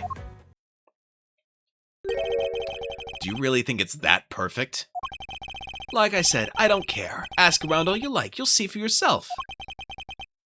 Detective Gumshoe. Sir, yes, sir. I'll go check out his alibi, sir. Be right back.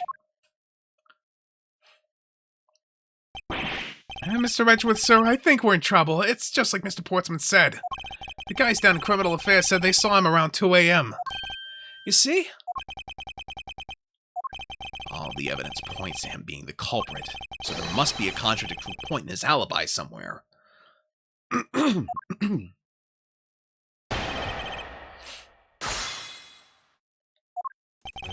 If memory serves, you came back to this office at around 2 a.m., correct? Hold it! You are correct, it was around 2 a.m.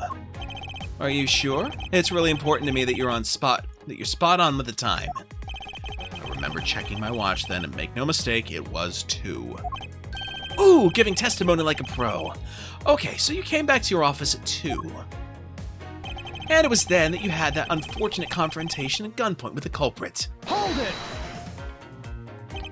It is as you say, however. Yes, however, you are the only one who claims to have bumped into the culprit. So tell me, did you see the person's face? Was it me who you saw?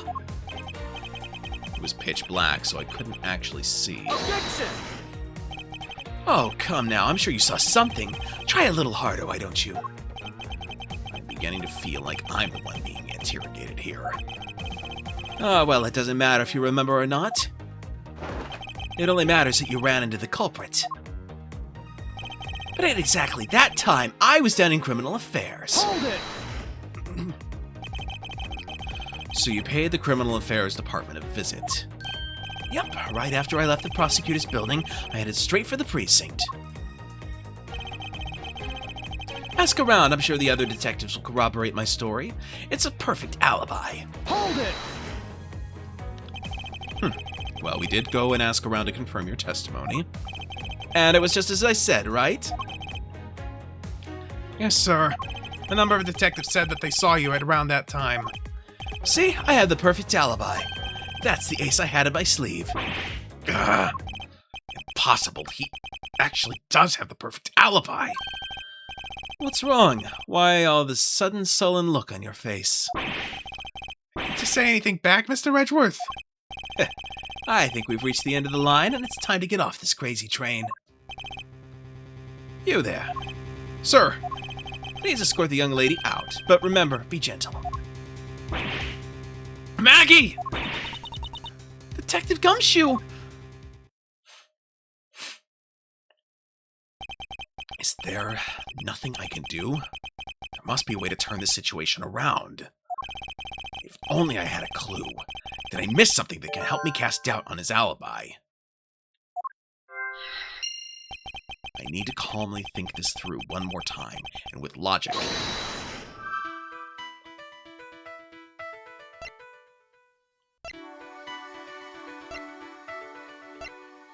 Okay, so Mr. Portsman's alibi. Mr. Portsman has an alibi. And there could be another gun, so...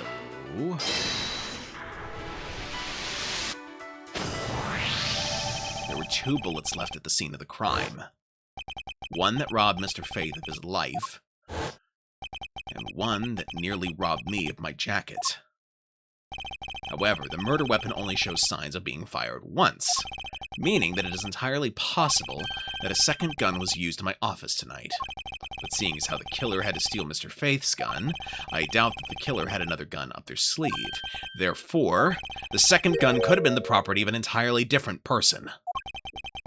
Which could mean that there was another person who paid a visit to my office tonight. So, if the culprit rearranged my files twice, once before and once after the murder, it could be that there was 2 people that rearranged my files. Ergo, supposing there was yet another visitor tonight, that would also resolve the issue of why my shelves were upended twice. We know that the shelves were disturbed once before and once after the murder, so it shouldn't be much of a stretch to think that it was the work of 2 different people. Once by the person who stole the victim's gun and then killed him with it, and once again after the murder by our second culprit, who was the owner of the second gun. We suppose that the second culprit's gun was the one that was pointed at my back. Objection! Mr. Portsman, it seems that I need to amend my assumptions regarding this case. Great, so you finally come to your senses. Mr. Edgeworth! Sir, what are you saying? This has been a big misunderstanding on my part from the start. I had assumed that the person I ran into was the killer, but that may not be the case. What do you mean? The person I ran into was just your average thief. A thief? But, sir, doesn't that cause some sort of contradiction in the facts? Not at all. It simply means the killer was someone else. And it means that in actuality, 2 culprits stole into my office tonight. What do you mean, 2? Explains both why my shelves were disturbed twice and how there were 2 guns. Mr. Portsman tricked Miss Bird and gained entry into my office. Objection! Now you're just leading the argument. You still don't have any actual proof, you know. If you could please go along with my hypothetical scenario from now, Mr. Portsman. In the end, if you really are innocent, you should have nothing to worry about. Now then, returning to my scenario, Mr. Portsman was out to steal something from me, which is why he checked my secret safe and ransacked my shelves. This is the first time. So then, this would be when the files were put back in the wrong order, right? Correct. And then, just when he's about to look somewhere else, who should walk in but his own partner, Mr. Faith? Why did Mr. Faith come into your room, sir? He probably had business with Mr. Portsman, which is why he was in the area. But that's when he noticed sounds coming from my office, would be my guess. Oh, because you were supposed to be away, right? And he must have thought it was odd, so he came into this office to check it out. Correct. And as a detective, that was the right thing to do. But when he came, he found his own partner standing there. Because it was Mr. Portsman, Mr. Faith probably let his guard down. Mr. Portsman was not so merciful as to let him leave alive. He waited for a chance and stole Mr. Faith's gun from him, and then... he killed him. He silenced Mr. Faith for catching him in the act of stealing.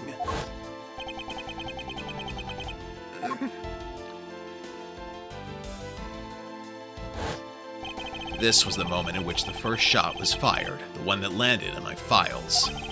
Following that, Mr. Portsman wiped the gun down and left it behind as he made his exit. He could afford to do that because he had also left a fake dying message behind. You're such a complicated troublemaker, you know that?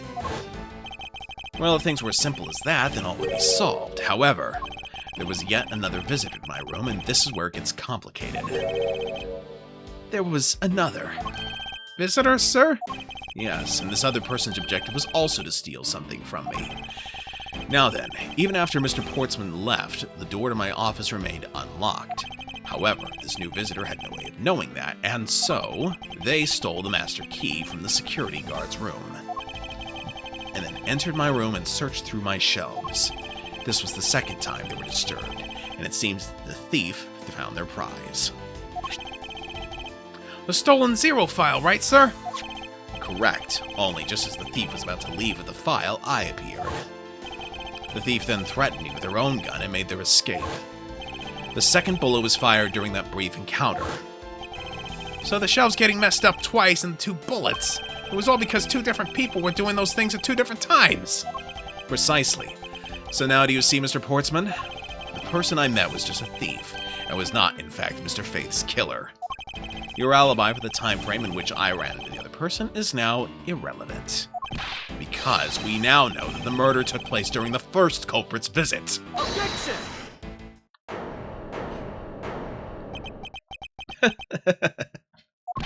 What's so funny, pal? Absolutely splendid. Your scenario explains everything. Of course it does. It's Mr. Edgeworth after all. But you know, it still doesn't change the fact that it's all circumstantial. Supposing if, and that's a big if, your theory is right, it would indeed render my alibi, which has withstood scrutiny, mind you, irrelevant. But there is still one defining point of your argument for which you have no evidence. Your supposition that I was the first visitor. Mr. Edgeworth, you can't let him get away with that, sir. He has a point. I have absolutely no proof at this point. Don't say that, sir. I don't believe this. Don't worry, Maggie. I'll do something if I must. You know something? I find your attitude to be somewhat peculiar, Mr. Edgeworth. If the person you met really was just a plain old thief, why is that person not your main suspect? That is, if your theory is correct. That thief you ran into should be a real suspect, wouldn't you say? We should be out there looking for that thief right now. They might still be nearby. I hate to repeat myself, but as I've already said, I was training in my room. And when Jim came to deliver some evidence to me, I was down at Criminal Affairs. So I can't be expected to know what happened around here after I left. So you think we should be out there looking for the thief? Of course, now isn't the time to be having these dead-end discussions? I don't think it's at all dead-ended. I find your alibi to be fascinating. Let's continue where we left off, shall we? I know he's lying. I know he was here at the scene of the crime. We just have to find a way to prove it.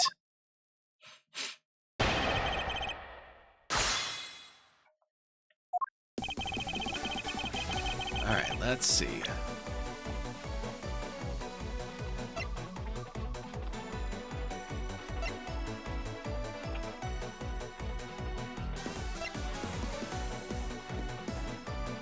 Ah, yes.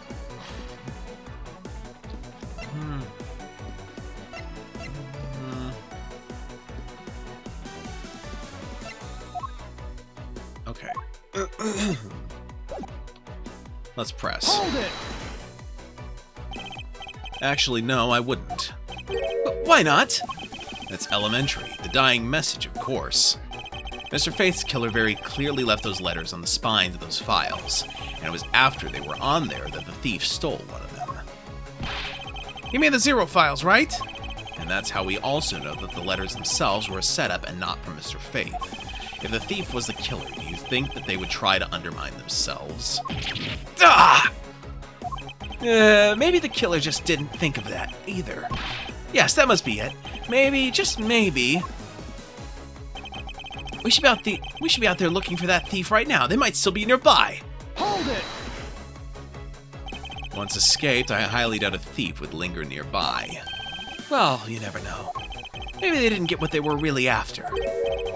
Oh? You talk like you know quite a bit about this thief. Ah, something like that. I have no idea about anything, after all. I hate to repeat myself, but as I've already said, I was training in my room. Hold it! But according to Mr. Faith's note... Hold on, I thought we already cleared that up. Didn't we say that Jim left that note for me in the early evening? If you have proof that he left it at a different time, say just before he was murdered... I don't have any, no. You see? So I insist again that I was in my office the entire time.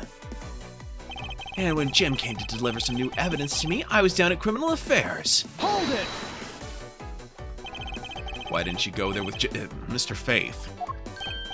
That's because he said he was tired and was going to take a quick nap. You know those sofas in the hallway? He likes to sleep on those. It's one of his habits. And what of the evidence he brought? There were things related to yesterday's case. Just 2 items. A gun and a pendant. Interesting. This piece of testimony seems too crucial to let slip through the cracks. He brought me 2 items. A gun and a pendant that are related to yesterday's case. Hold it! A gun and a pendant? Yes, this gun, which was the murder weapon. And this pendant, which belonged to the victim. And why were you taking them to criminal affairs? There was something in a past case file I wanted to compare these two to. But all this has nothing to do with the case right now. Anyway, I believe you'll find the long paper trail left to your satisfaction. This is all matching up with what Detective Gumshoe found out. So I can't be expected to know what happened around here after I left? Hold it! I can't expect you to know, can I? Nope, but I guess you can expect me to take a guess based on logical deductions. Oh, then let's see you deduce. Jim waited for me to leave and then stole the master key. For the purpose of sneaking into your room, of course. And that's when Miss Bird caught him red-handed, and the murder occurred. It's all exactly as I had laid out earlier. I know he's lying. I know he was here at the scene of the crime. You just have to find a way to prove it.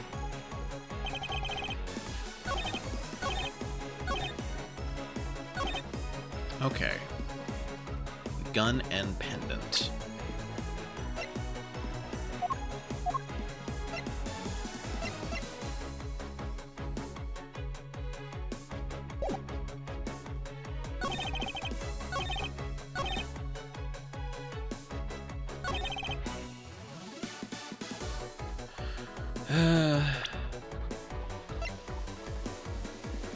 Objection! No. Mr. Portsman, there is a large flaw in your logic. Really? I think it holds up rather well, actually. What do you think is wrong with it? Nothing. Let's move on. This isn't like you at all, sir. Concentrate! It was careless of me. I can't afford to do that or the truth will slowly slip away. Remain calm, Miles. It's the only way.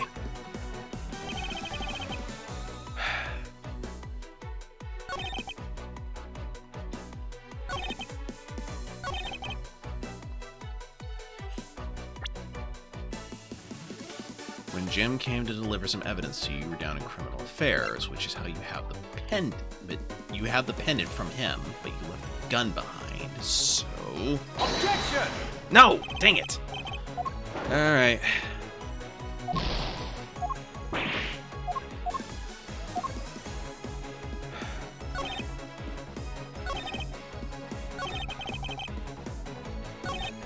Alright, let's press this again. Hold it! Why didn't you go there with Mr. Faith? Okay, yeah. We know that. Gun and a pendant.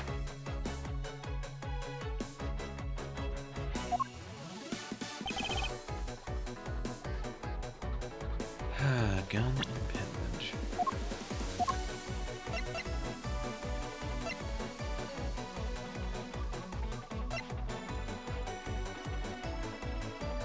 Oh, right. I forgot.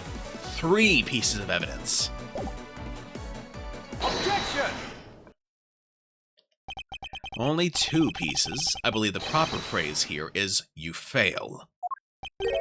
Excuse me? You fail as a prosecutor, Mr. Portsman, as you intend to keep evidence hidden from me. What are you talking about? I haven't hidden anything from you. Well, here's a piece I think you should read. Carefully. It says that Mr. Faith was bringing 3 pieces. It says Mr. Faith was bringing 3 pieces. Yes, and this is the victim's real dying message to you, Mr. Portsman. I can't believe to get tripped up by simple arithmetic! Where is the missing piece of evidence? It's... You have it, don't you?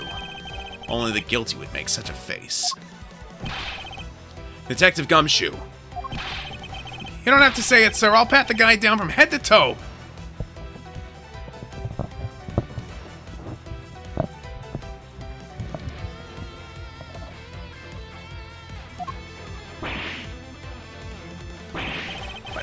come any closer, I'm warning you. It's all part of the investigation, pal, so don't even think about stopping me. No! Hey, what's this? He had this on him, sir. Despite what you said, it would appear that you do have something to hide. Why would he hide something like that? There's only one reason why anyone would hide evidence of this caliber. Because it would unequivocally point at that person himself as the real killer. Let's examine this videotape in a little more detail. For the section of the tape that will drive the last nail into his coffin.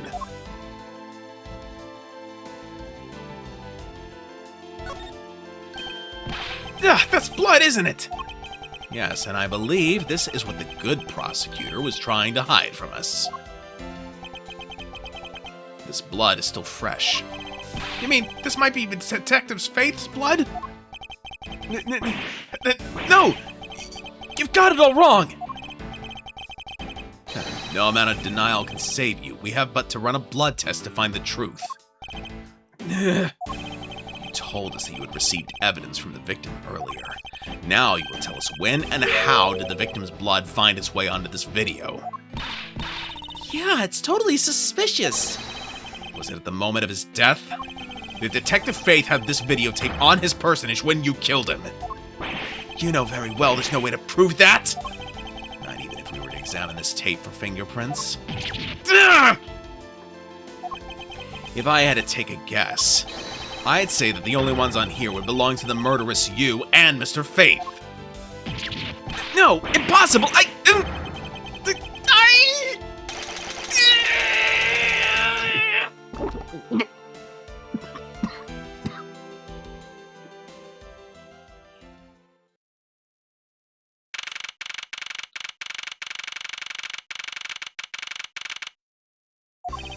Mr. Portsman has been placed under arrest for the murder of Detective Buddy Faith, sir. Very good. And the results we got back from the lab techs on the tape turned out to be real solid, sir. The blood work came back and it was definitely Mr. Faith's blood on there.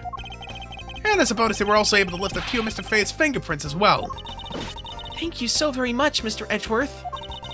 I still can't believe I got to see your cool deduction skills outside of the courtroom. I'm impressed beyond words, sir. It was nothing. Just sorry you got caught up in a murder in my office. Please accept my apologies. It was nothing, really. Compared to what I've been through, I mean. I consider myself lucky that it was only a burglary and a murder this time, sir. If it had been a holdup or a hostage situation, I'd have thrown my hands up in the air. I think I'm finally rising up from a goddess of misfortune to just an unlucky person. Something tells me we should have hired a different person for security detail. You know something, sir? That Mr. Portsman really was one corrupt prosecutor. And why would you say he was corrupt? Well, I heard there was a number of suspicious things related to his court cases. There's even rumors about how some of the evidence he uses is forged, sir. Forged evidence, huh? And they say he even decided not to prosecute a few cases for some really vague reasons. Ooh, that guy was a complete disgrace to the entire profession! We never did get around to asking what his reason was for breaking into my office. Yeah, whenever we got near that topic, he just clammed up. Although we can be pretty certain it was to steal something. This is just between you and me, sir, but there's a rumor that some sort of huge organization is involved behind the scenes. Oh? Well. With Mr. Portsman not willing to divulge anything, it certainly lends credence to that rumor. It would seem, then, that we haven't heard the last of this. Huh? And Mr. Portsman isn't the bad guy? I didn't say that, but rather that there are still many more mysteries for us to solve. For example, we still haven't figured out the significance of this piece of evidence.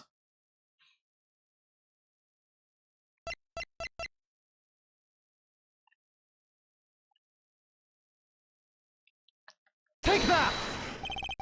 The person who stole this file, the other villain of the night. Yeah, I wonder who it was. And what happened to the stolen pages. Between you and me, but Miss Bird is next to you, Gumshoe. Funny. I wonder who in the world was it that held me up at gunpoint? Mr. Edgeworth, sir. Yes? I came across this while I was processing your office earlier, sir. This card. What is it, sir? Is that a bird or something on there? It's not just any bird. It's the mark of the raven, a three-legged raven. Even you should know what this is, Detective. Oh, it's about that thing, isn't it? The great thief everyone's talking about. Yes, it's the mark of the great thief Yatagarasu. And the mark of a legendary bird, the Yatagarasu is noble to the end, a modern Robin Hood. Labeled mysterious and phantom-like, the Yatagarasu appears and vanishes at will. But we don't know much about this thief's ultimate goal. We do know the targets.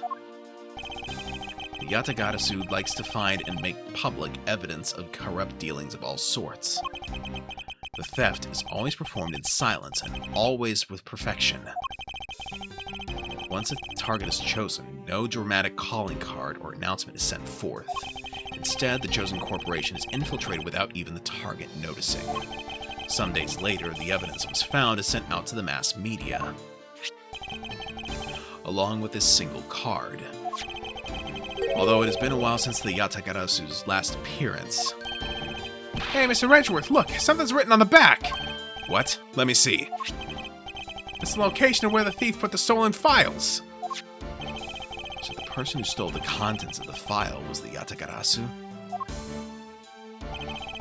Yatagarasu. Organization. Quite a few key words are popping up in this mystery. The murder in my office. The return of the great thief, Yatagarasu. Looking back, I can't say I didn't see these events coming. For they were heralded by the incidents that began to occur 2 days ago.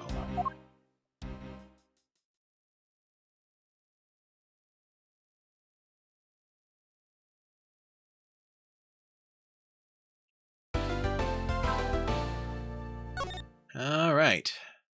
That is the end of Turnabout Visitor. All right, let's take a look here.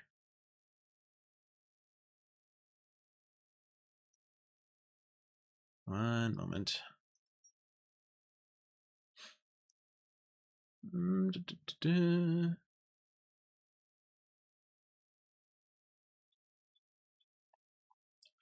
Okay, I am going to give Icky Swashbuckler a raid because it has been a long time since I've seen her stream. She is playing Dead by Daylight, so if that is not your cup of tea, feel free to drop now or, just lurk when we do the raid. But in the meantime, this is Dr. Novelle signing out. Thank you so much for joining. Hope to be back Sunday with more Mega Man X Command Mission. You all have a good one. Let us begin the raid. If I can remember how to... Oh, raid button. There we go.